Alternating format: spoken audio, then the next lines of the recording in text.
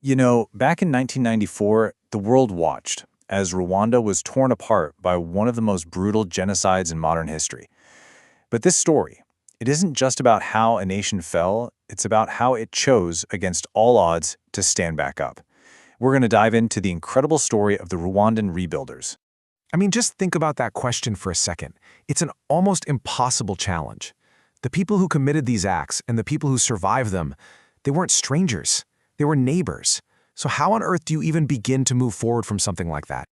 Okay, so before we can even talk about the solution, we really have to wrap our heads around the sheer scale of the devastation. This wasn't just a political collapse. It was the complete and utter disintegration of a society. Just let that number sink in. Over 1 million lives lost in just 100 days. It's a staggering figure, a testament to the shocking speed and brutality of the violence.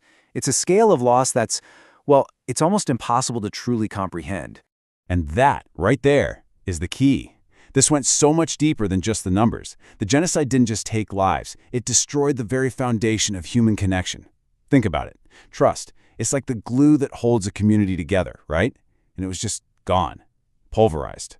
And this really shows you what that social collapse looked like. On one hand, you have life before 1994, which was deeply communal. Neighbors farmed together. Kids went to the same schools. Then, after. That same village is now filled with widows, orphans, and survivors, living right next to the very people who destroyed their families. The social fabric wasn't just torn, it was gone. So you've got this total breakdown.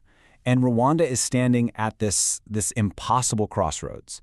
The way forward was anything but clear. And the question wasn't just, what do we do? It was, what can we do? Was this about justice, or was it about revenge?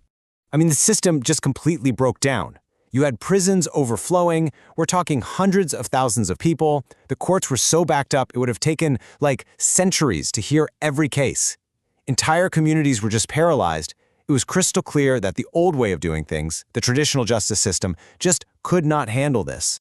And this quote, this really gets to the heart of it all. The goal couldn't just be about punishment. That would have just kept the cycle of violence going. The real urgent question became one of basic survival. How could these communities, shattered into 1 million pieces, ever learn to live together again? And the answer, amazingly, didn't come from outside. It didn't come from international tribunals. Rwanda looked inward, to its own traditions, to a community-based system called the Gacaca courts.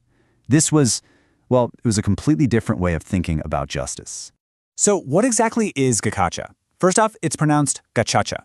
It's a form of justice that literally happens out in the open, on the grass of the village. And here's the key difference. Its goal